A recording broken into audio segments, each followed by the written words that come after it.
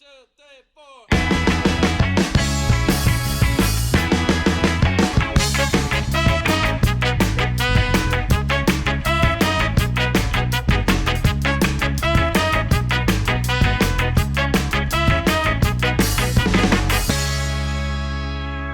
what's going on, everybody? Ryan here, and this is Rachel. Yep, and so this is a special welcome to episode 1 of this little passion project that we've been trying to get off the ground for a bit now, and we're calling it Taco Classic Movies. So far, yes, that is the title. I liked. Wait, what was it? What did I want to call it? You wanted to call it Taco Me to the Movies. Taco Me to the Movies, but it was voted down. We did put a Twitter... Was it a Twitter poll or an Instagram poll? So we put a Twitter poll out, but I think we were very impatient, and we just decided to go with Taco Classic Movies. So just like always, if you placed your vote on the Twitter, know that it did not matter. It did not matter. We went with Taco Classic Movies.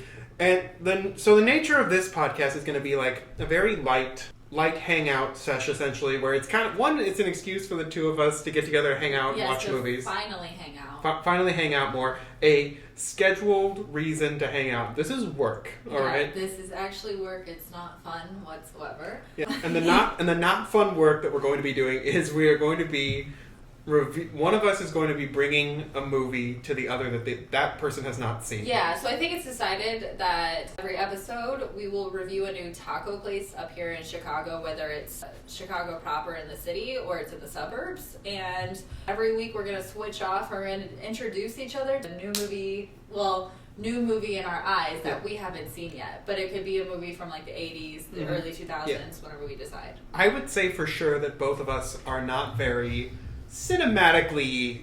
Yeah, for two people who are actors, we're very horrible at getting around to watching films. Terrible at watching films. I watched a lot of TV, but I've not watched a good amount of movies that you would expect someone to have watched, for sure. Like a lot of the Oscar winners or a lot of just... I stay away from the Oscar winners. If it's won any awards, I don't touch it. It's too mainstream for I don't touch things that are too good. I've seen every Will Ferrell movie, which... I am that type of person who will dig deep down into the Netflix, the gutter films. The gutter of Netflix. Yeah. Just scooping out all the leaves. If it has 4 stars or below, you can bet I've watched it. Oh, do you remember when Netflix used to do stars? Like, you would be able to leave a rate. Now it's like, you just thumbs up or thumbs down. Yeah, you could thumbs up or thumbs down. I feel like it's rude because I can't be the one person out of the 80 people who said this film sucks who's like, actually, I thought this film was very tasteful.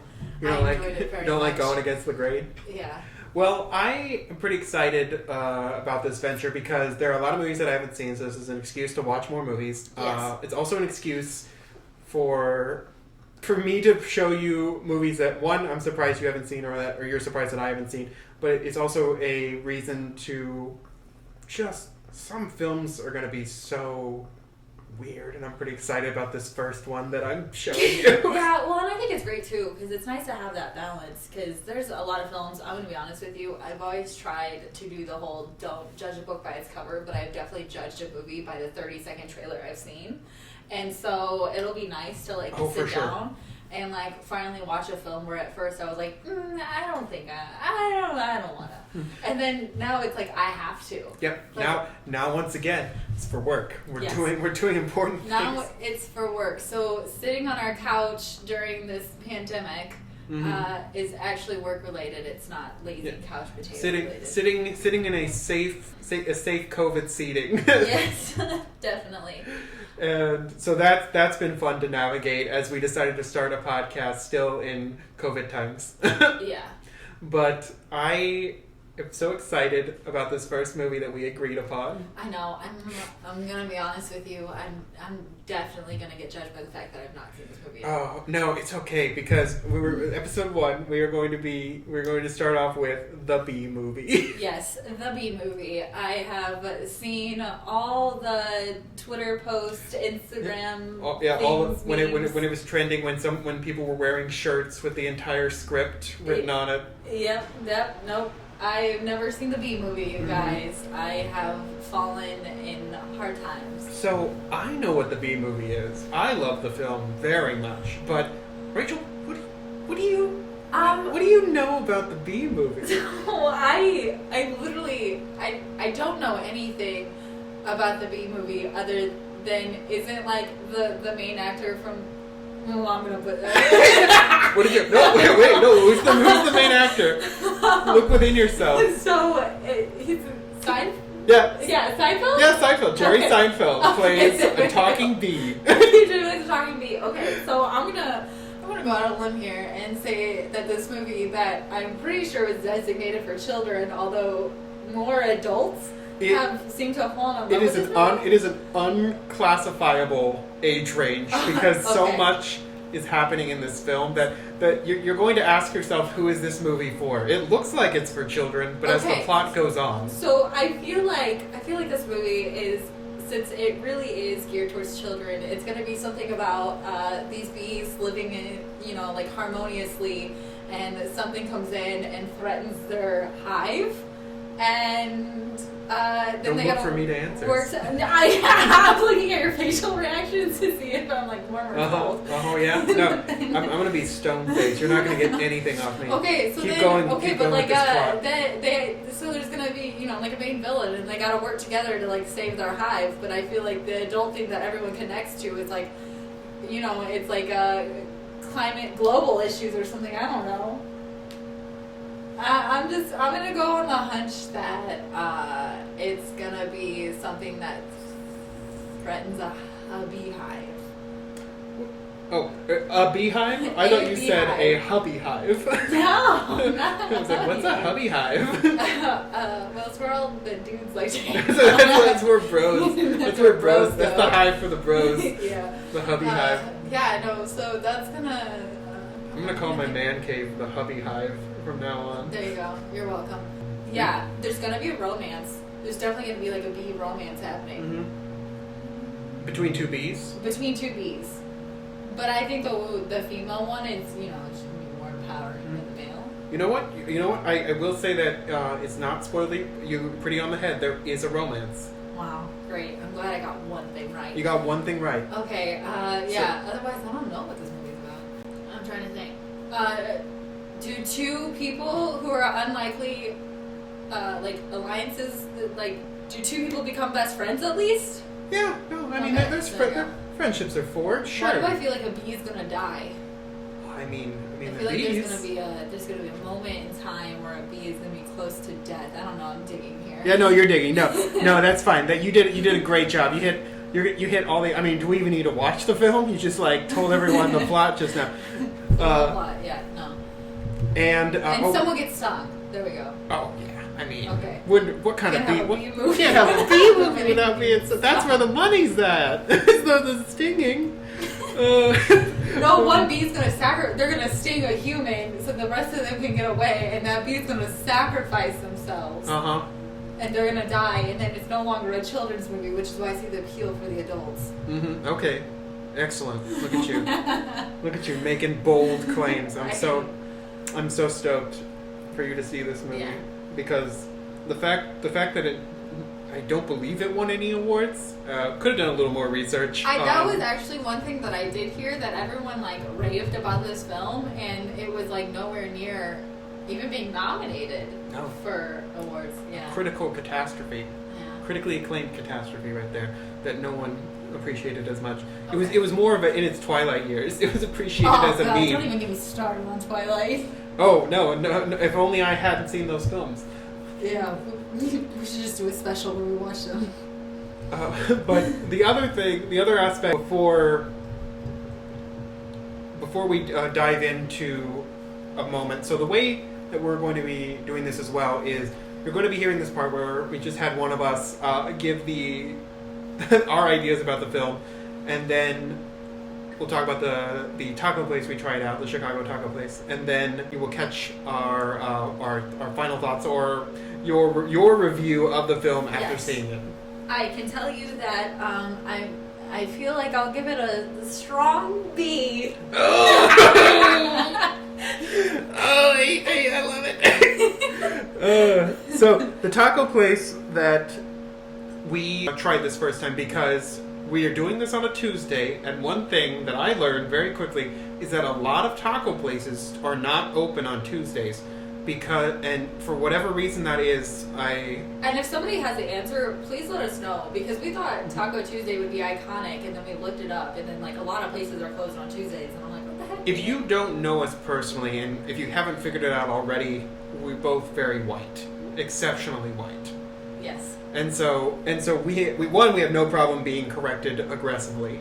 So please leave a comment if you know why a lot of taco places are closed on Tuesdays. If it's just we hate Taco Tuesday, that's great. Yeah, that makes sense. And then a side note too, if there's any places, especially from anyone who's currently living up here in Chicago, that they have suggestions, please throw those out. Because yes. we're trying to compile a list right now of all the places we want to check out that both of us haven't tried yet. Mm-hmm. So that'll be super helpful too, because I know there's a lot. Chicago's huge, so there's a lot of places. Mm-hmm. Oh yeah, no, I'm not worried that we're going to have a lack of taco places. No, you're definitely never going to run out. That's what's beautiful about it.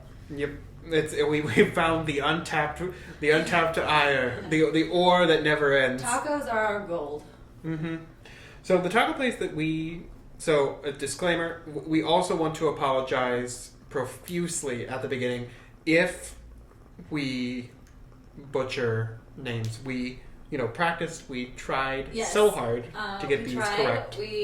I listened to pronunciations of names to make sure I was saying it right, but the first restaurant that we decided to get our tacos from and check out was called El Taconazo El Tio.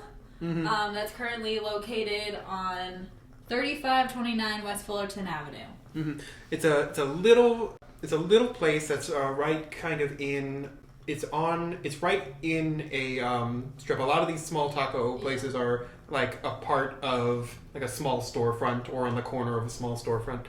And we were pretty lazy on this first episode one, so we got it delivered. Yeah, it was funny because we had every intention of driving to a place, and then Ryan and getting got in my car. Yeah, got it as fresh as possible. But the continual closings of all the tacos places that we kept finding created a multitude of issues.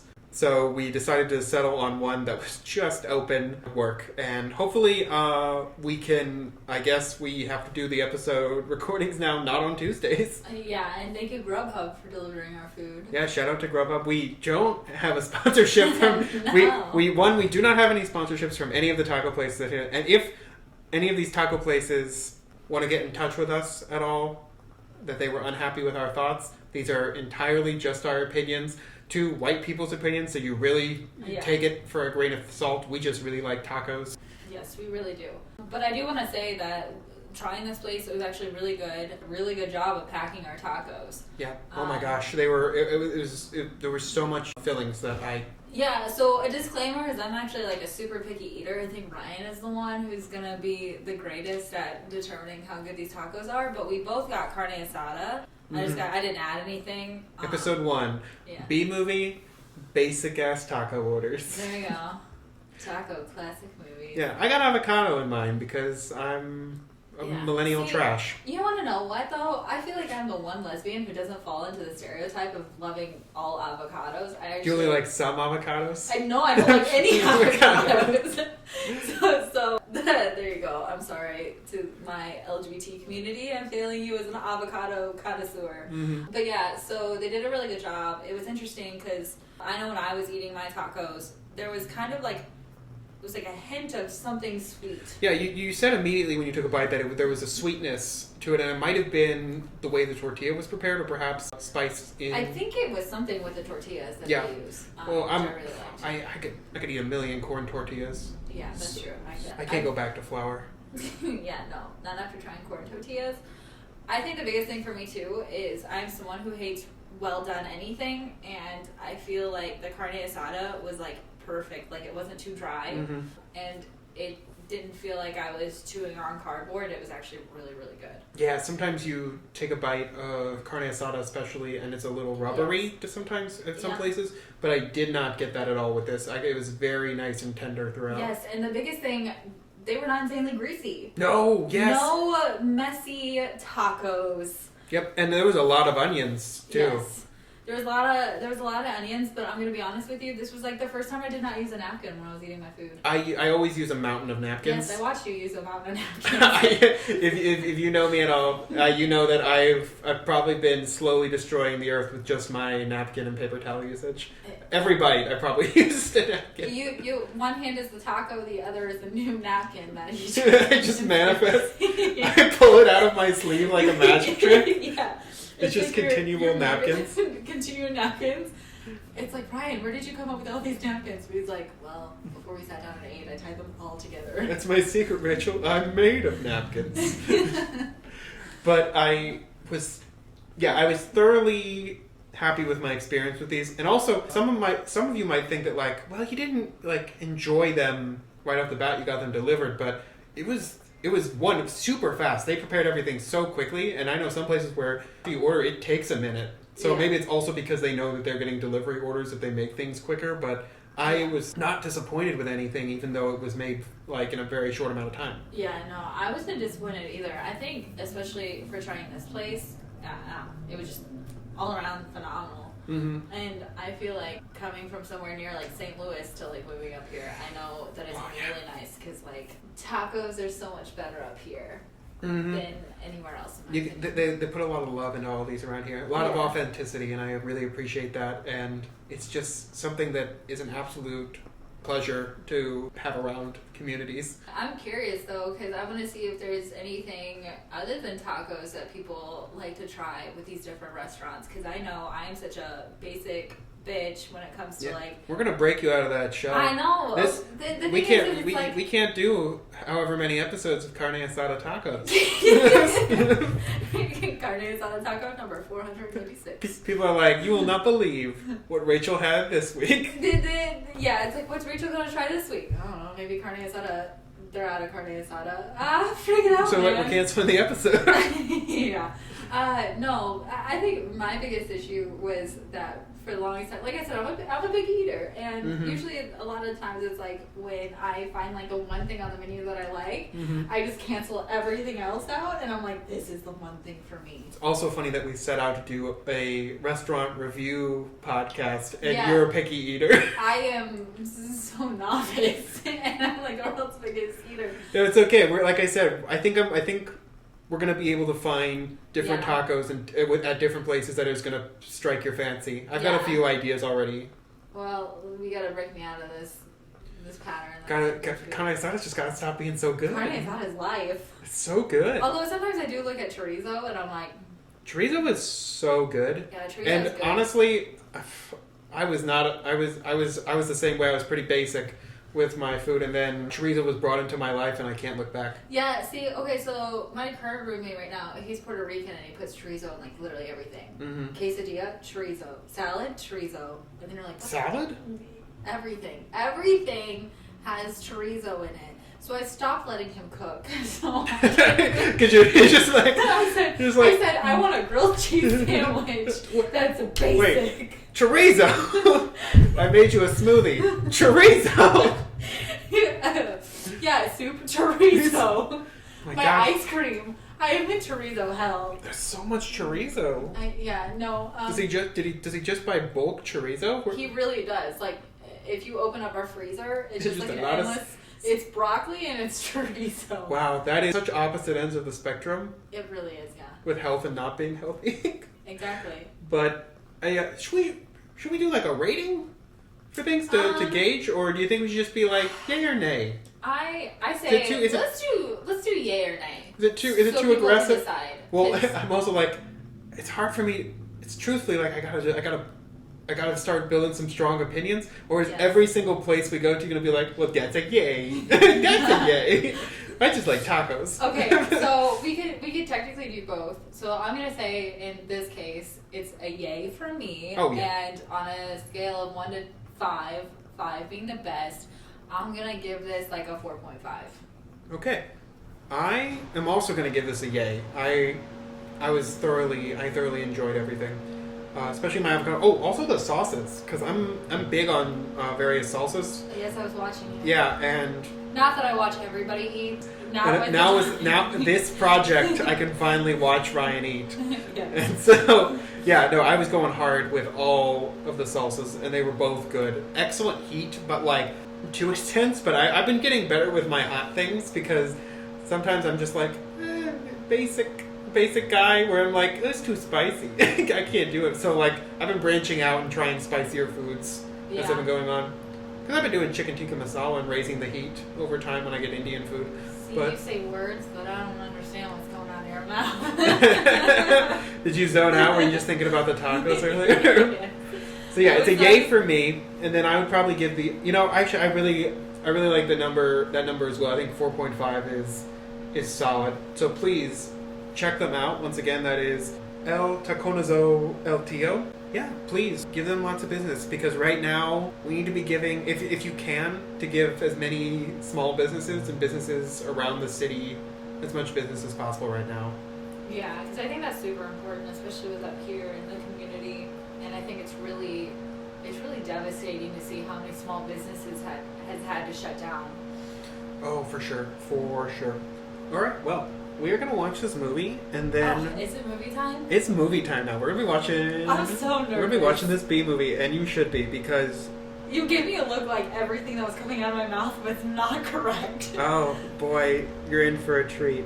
All right, we'll be right back, folks. Just so you know, guys, every single time we go into talking about the movie, it is so spoiler-heavy. Obviously, if you want to see this movie with fresh eyes... Please watch the movie.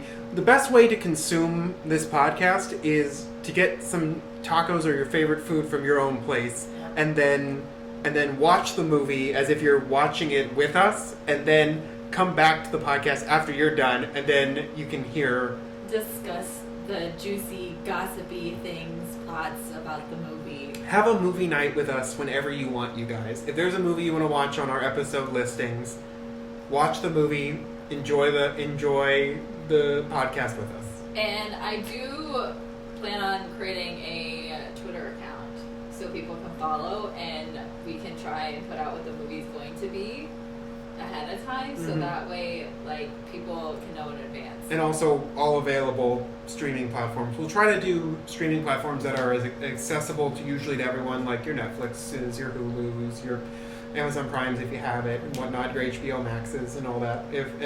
I have a lot of streaming services, and so do you, so we should be good. And then I'm sure there'll be movies that we own as well that we will pass on to the other. Yeah, so that's the best way to think about this movie, is like anytime you want to have a movie night, come along and have a movie night with us. We're fun. We're a lot of fun. You're gonna wish we were in your home, right next to you. Just know I'm always next to you in your heart. So, we have just finished the film. I just want to say that my mind is blown by this movie. This was a real movie. This was a real movie that existed, that was in theaters. DreamWorks. This was a DreamWorks movie. Yeah. Shrek. So, How to Train Your Dragon. I know, because when we first started watching the movie, I was like, I can't even believe, like, I was like, does DreamWorks even still make movies? And you were like, yeah. And I was like, holy crap. Mm-hmm. And I think it's interesting because the, like, few movies that they produce, you think they'd be so bad, but they're so good. Yeah, no, that movie is one of the most divisive films I've ever seen, where you either love it or you hate it. Yeah, you either love it or you hate it. And I absolutely love this movie, I'm not gonna lie. Like, it was really, really stupid. I think I appreciate the fact that it's one of those movies where it's genuinely like a kid's movie, but they have a lot of like adult themes in there. Like, they reference suicide at one point. Oh yeah, they just say they just say near the end that you want to do a suicide pact. Yeah, I can just know so nonchalantly. Like, and then constant bugs are dead. Yeah.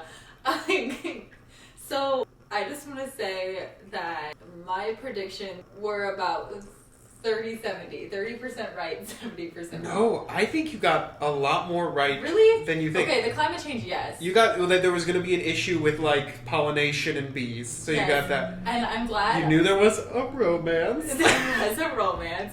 And it was so funny because we were sitting there and watching the movie, and then he looks at the main, what's her name? Vanessa. Vanessa. He looks at Vanessa and then he gets like the I'm in love with you eyes, and I was like, no.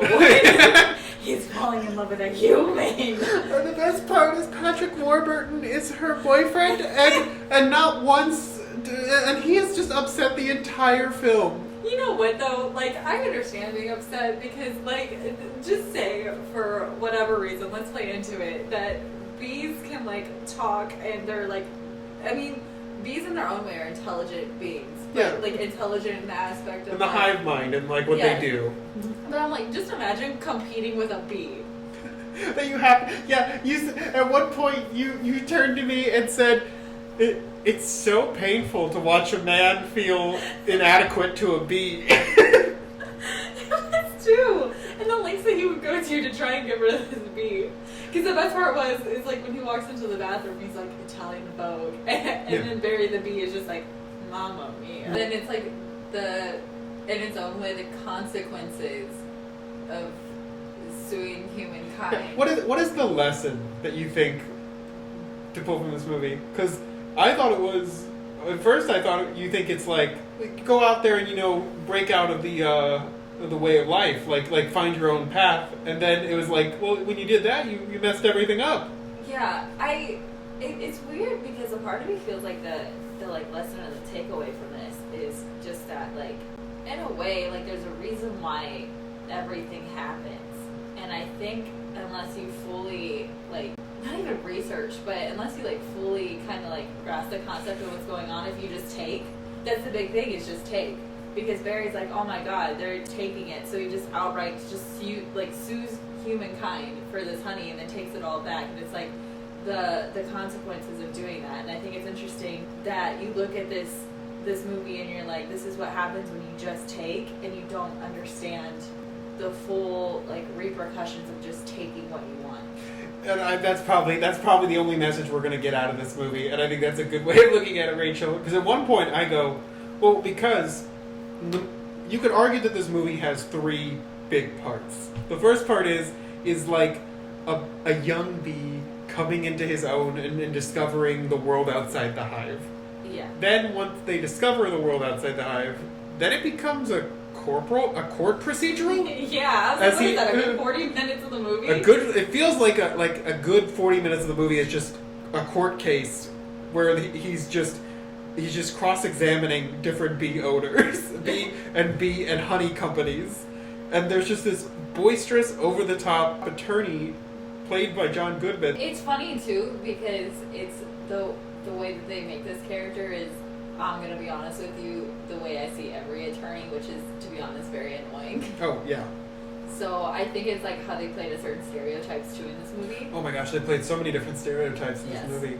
I also like the fact that Barry has a mom and dad and an uncle, but the idea with bees, like they even say in the movie, is like they interrogate him at one point and say, the queen gives birth to all the bees, right? So those aren't your real parents, right? And they're so offended.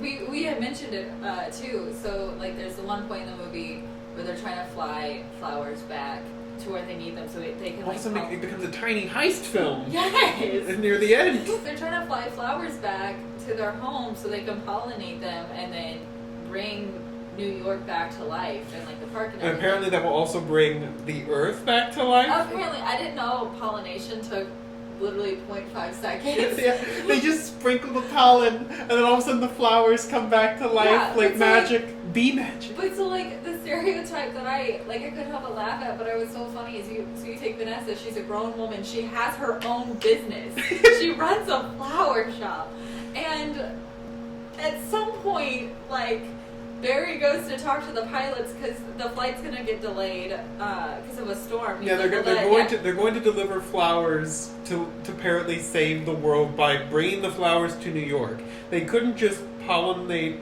the flowers where they were at. They had to take it on a plane. So these flowers are in a plane going back to New York. Yes. And because of that, Barry's like, there's a delay, so he's like, I gotta go talk to the pilot. Yeah, because he's got to go talk to the pilots because the flight can't be delayed because the flowers were cut, so it's time sensitive. And so this whole interaction ensues with Barry and the pilots, and the pilots get knocked out. So then it becomes Vanessa's responsibility to just fly a plane. And so she's like sitting in the pilot's chair, and this stereotype irritated the crap out of me, but I thought it was so funny. So she's sitting there, and of course she doesn't know how to fly a plane, and Barry's like, oh my god, I'm going to teach you, it's so easy, blah, blah, blah. And then at one point, she does like a very like dumb female thing to do. So she like honks at the thing where she's like, this is so easy. Yeah, she's like, this is so easy. Honk, honk. Yeah. It drove me crazy how they can portray this woman to be very like determined and like strong-willed. And then it's funny how they play the moments where her physically is very strong, but her like mentally. What's going on upstairs? Like, I don't even know.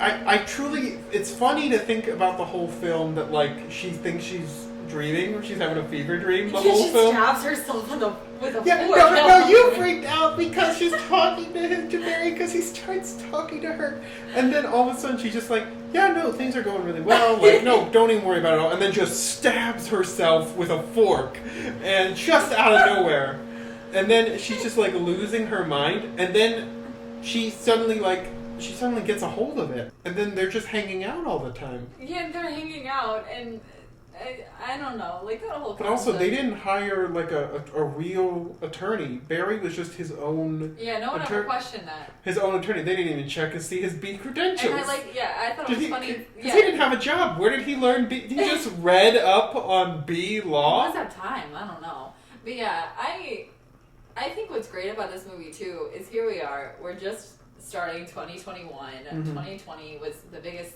shithole you can imagine. Boy, was it. And 2021 has not been starting off great.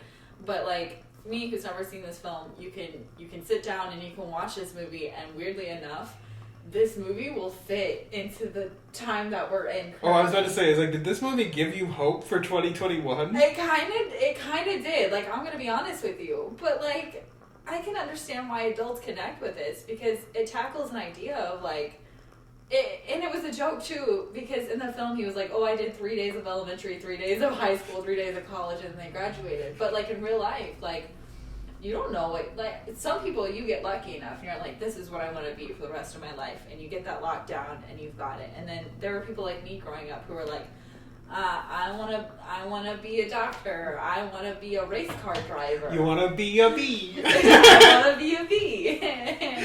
and there is a disgusting amount of bee puns. Bee puns and character names that had bee, like... But like even characters that weren't, like, they were just like a toss-up. Like the judge for the court case was like Judge Bumbleton. Yes. And Rachel, and Vanessa's name was Vanessa Bloom. Yeah. I don't know. No, this movie... And then actor Ray Liotta, Sting. There's a whole thing where he's just interrogating Sting because his name is Sting. It's so dumb. And then they arrest Sting for using the name Sting. Oh, yeah. You laughed so hard. And you might have seen this because it was a meme for a while. And this entire movie was before meme culture was like really heavy. Yeah. So that's why it like blew up. But the still of the elderly woman having honey in her tea, and then all of a sudden she is brought down onto her table by a SWAT team who have assault rifles pointed at her, and you freaked out so hard. I laughed at that because I was like, holy shit. I was like, that's so awful. I think it was more like a panic laughing because I was like, crap, like that happens right now all the time. Ooh, topical, very real. I don't know, but it was just, you couldn't help but laugh at something like that because you were like, holy crap. I'm trying to think. There was that moment. Yeah, there was the there was the meeting Vanessa. There was the Patrick Warburton boyfriend. I think the whole boyfriend bit was just. I think that was probably the best part out of all of that. This movie feels like a scattering of plots. Like it literally feels like someone wanted to make a mini series of Barry B. Benson, and then they just like put all the episodes into one. Yeah. Didn't they try to like start a show or something? Oh, I hope not, but I bet we could find something. I feel like they at some point. Leave something in the comments if there was ever, like, if you know there was a B-movie show or B-movie pitch for a show, because that is something that I would like to know and research and push. But yeah, no, I could not, for the life of me, believe that and rewatching this movie, because I had not seen this movie for quite a few years now. I don't remember when it came out specifically, but I do know that it came out in the early mid 2000s. Yes, yeah, I'm sure. Because I know it was after Shrek, but I don't know when exactly it came. 2007 is when it came out. 14 years ago that this movie came out. Shrek came out in 2001, so these guys already were riding on the coattails.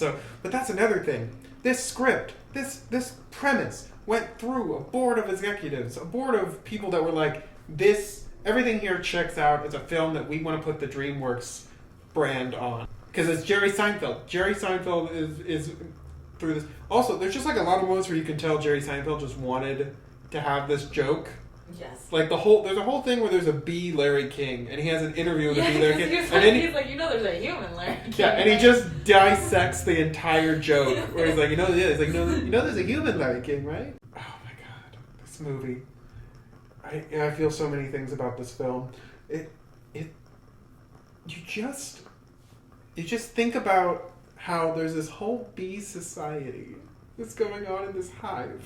And they have BTV, and literally, at the beginning of the movie, you make a joke, and you're like, why do they have cars? Yeah, no, it's something that's brought up in multiple jokes about this movie, and things about this movie, like, what? It's just in the beginning.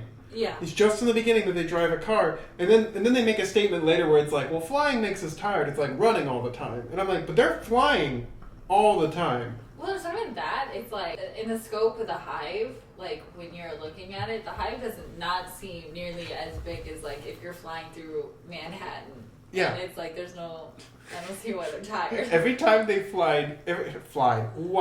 every time they flew, you said, can bees really fly that high? And I said, boy, I haven't asked one in a while, but but if we can get a bee on this show to answer these questions, that would make my day. If anyone knows the talking bee, please send them our way. If anyone has a bee in their context that's comfortable with coming on to answer a few questions about... We gotta know. Yeah. I've got questions that need to be answered. Also, what are the clothes? Yeah, all their clothes are, of course, black and yellow. What is it? They have stay behind a fellow, black and yellow. Black and yellow.